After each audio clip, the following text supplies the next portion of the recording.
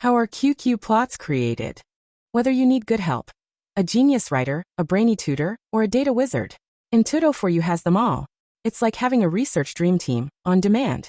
Hey everyone, and welcome. If you've ever spent any time with data, you know it can be full of surprises. Today, we're going to dive into what I think is one of the coolest tools in any data analyst toolkit, the Quantile-Quantile plot, or as we all call it, the QQ plot. It's an amazing visual guide for really understanding the true shape of your data. So let me ask you a question, and it's a big one. Is your data lying to you? Now that might sound a little dramatic, but honestly, it's a question you have to ask. See, so many of the statistical methods we rely on, everything from a simple t-test to a complex regression model, they all rely on this one hidden assumption. And if we get that assumption wrong, well, our conclusions can be completely, totally off. So, what is this big hidden assumption? It's the idea that our data follows a normal distribution. You know, the one I'm talking about, that perfect, classic bell curve. This assumption is basically the foundation for a huge chunk of statistics. But here's the kicker. Real-world data almost never behaves that perfectly. And wow, this slide just nails the problem. Just look at these histograms. Every single one of them was pulled from a perfectly normal population. But look at them. Especially up top with those tiny sample sizes of like 3, 5, or 10. Do they look normal to you? Not really, right? This randomness makes it so hard to know if our data is actually playing by the rules. So you might be thinking, okay, can't we just use a formal statistical test for this? I mean, there are tests like the Shapiro-Wilk test designed for exactly this. But they have this weird catch-22. As one data pro on Reddit pointed out, they're often not sensitive enough to catch problems in small samples, which is exactly when we need the most help. And then, with really large samples, they become too sensitive, and they start screaming about tiny little deviations that don't really matter at all. Okay, so if the fancy statistical tests can let us down, what are we supposed to do?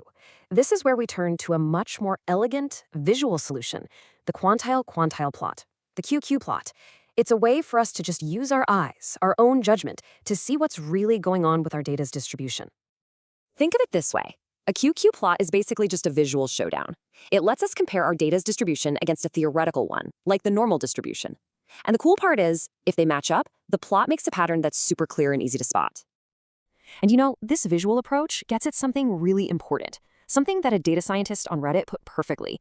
Sometimes statistics is a subjective science. It's this idea that our own interpretation using a tool like a QQ plot can sometimes be way more insightful than a rigid black and white test result. So, how does this whole thing actually work? Well, the magic is really in how it's built. A QQ plot is just a special kind of scatter plot. But what it's plotting is a direct comparison between the ideal world of theory and the kind of messy world of our actual data. Now, to get the plot, we first have to understand quantiles. The easiest way to think about quantiles is just percentiles. You've heard of those, right? The 0.5 quantile, or the 50th percentile. That's just the median, the value right smack in the middle of your sorted data. The 0.95 quantile is the point where 95% of your data falls below it. It's just a way of slicing up your data once you've put it in order. And this is where it all comes together. The plot literally pits theory against reality on two axes. On the x-axis, the horizontal one, we plot the theoretical quantiles. This is where your data points should be if they were perfectly normal.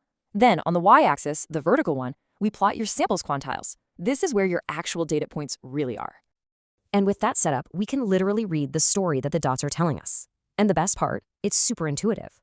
If our data really is normal, then theory and reality should line up pretty well, and all those little dots are going to form a basically straight line.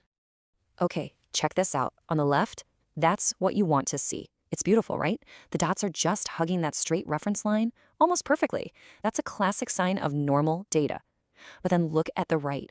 That's what happens when we plot exponential data. See that huge, obvious curve? That is a dead giveaway that our data is not normal. And it turns out the way the dots stray from the line tells its own story. A really clear curve, like the one we just saw, usually means the data is skewed or lopsided. If you see more of an S shape, that's telling you something about the tails of your distribution, basically that you have more or maybe fewer extreme high and low values than you'd expect. Okay, so I've been singing the praises of the QQ plot, and it is an amazing tool. But, and this is a big but, it is not a magic bullet. It's a tool, not a rule. It has some important limitations, and you absolutely have to know what they are to use it right. Here's a really smart, kind of pro tip that someone pointed out in a tutorial online. We often just slap a perfect 45-degree line on the plot for reference, but that actually assumes our data has the exact same scale as the standard normal distribution. A much safer, more robust way to do it is to actually fit a regression line to the points themselves and use that as your reference. All right, so let's just run through those key limitations because they're super important. First, it's subjective. What looks straight enough to me might look like a problem to you. Second, sample size matters a lot. Small samples can look wacky just by random chance. Third, the tails. The very extreme ends of your data can be really hard to judge accurately on the plot. And finally, watch out for outliers. Just one or two crazy data points can completely distort the shape of the plot and trick you. So what's the big takeaway here? It's actually pretty simple. A QQ plot isn't going to give you a final yes or no answer. It's a diagnostic tool. You have to think of it as the start of your investigation, not the end. It's a powerful guide that helps you ask smarter questions about your data. The point is, by learning how to read these plots, you've basically unlocked a new superpower for looking at your data. So the real question to leave you with is this. Now that you can spot when a distribution might be misleading you, what other hidden stories are just sitting there in your data waiting for you to find them? And subscribe now for more amazing videos just like that. Thanks for watching.